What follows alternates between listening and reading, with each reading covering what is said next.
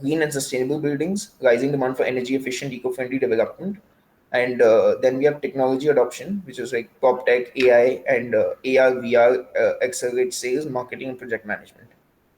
Now, coming to the challenges, that obviously we have high input costs, cement, steel, labor, inflation, pressure, margins. It is one of the most capital intensive industries that exist, period. Regulatory delays, land acquisition and approval processes can slow execution. And then we have obviously interest rate sensitivity, buyer affordability closely linked to RBI's rate cycle. Now we move to the cost structure, which Madhav is going to take over for. Okay.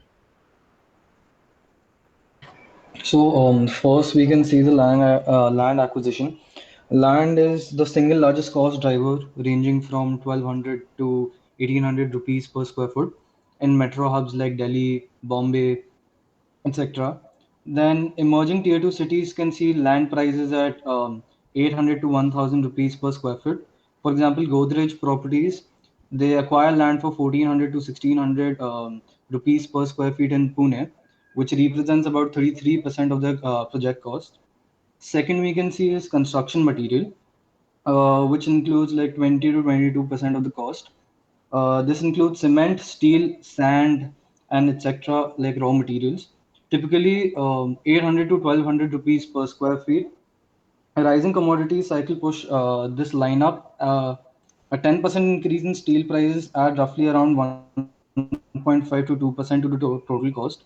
For example, Shobha Limited negotiates bulk procurements to keep this at 20%.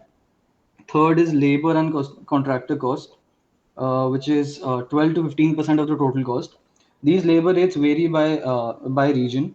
For example, in South India, it is 500 to 700 rupees per square foot, versus in major metro hubs, it's 600 to 800 rupees.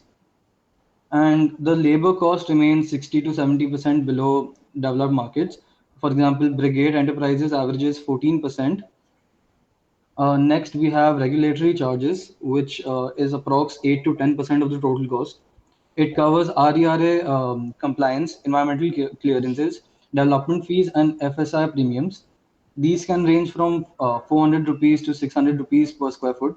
For example, DLF projects incur about 9% in regulatory fees, and with RERA registration adding up to 1.15 alone.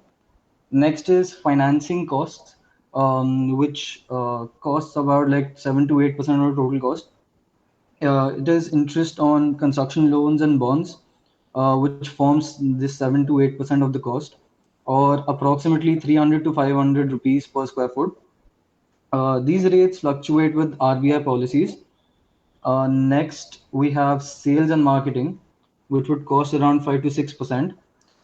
This includes advertisements, broker fees, or you can say like 200 to 300 rupees per square foot. Uh, Next, we have general overheads, which is administrative expenses, site office costs, and 2 to 3% of contingency buffer for unforeseen expenses. For example, Oberoi budgets to it around like 4% to ensure project timelines like which are not derailed by delays or price spikes. And we can see on the revenue side, the average realization of 5,000 to 7,000 rupees per square feet yield an EBITDA per year of 1,000 to 500 rupees per square foot, and net margins of around 12 to 8%. Developers might mitigate cost inflation via long-term vendor contracts and value engineering, but like cost discipline and scale therefore becomes a key differentiators. For example, for larger players like Godrej, DLF, and Market to secure better procurement and financing terms. Next, So again, next, just what do we have? Madhav, where is the Yeah, commission which they pay to the to the agents who basically are involved in brokers who in selling their basically brokers. Yeah, like it's in the sales and marketing sector only, like Okay. the heading. So Okay. broker fees mainly goes to around like 200 to 300 rupees per square foot, which is Okay. also kind of 5% broker fees, which Okay. is kind of standard in India. Hmm. I think we can move on to strategy next. Yeah, sure. Yeah, coming on to strategy, Suryansh. Yeah. Just So one the second. Yes. So I'll take over for strategy then. Um, 1 second, sir. Yes. So basically, I now walk through the strategic imperatives driving the Indian real estate industry. Um, Firstly, we have land bank expansion and regional focus. Developers are actively acquiring prime land in major urban hubs such as NCR, the Mumbai metropolitan region, and Bengaluru, but are also keenly entering tier 2 and tier 3 cities to tap into emerging demand and sorry. And the prevalent approach is the use of joint development agreements, JDAs, and joint ventures, also known as JVs, with landowners. This asset-light model allows rapid project scale up and minimizes large upfront cash outflows. It enables companies like Godrej Properties and Macrotech to basically diversify geographically without overextending balance sheets.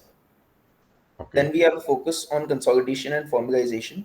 The introduction of RERA and the fallout from the NBFC crisis have both contributed to a wave of M&A activities, mergers and acquisitions.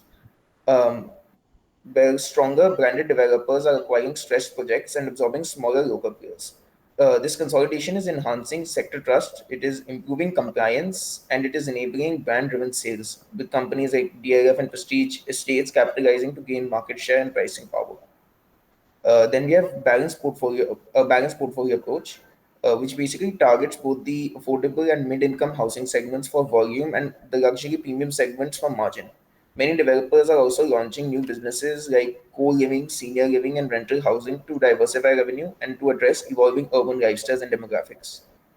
Then we have a major push towards commercial and REIT play. Developers are investing more in office parks, retail malls, and warehousing. Asset monetization through REITs like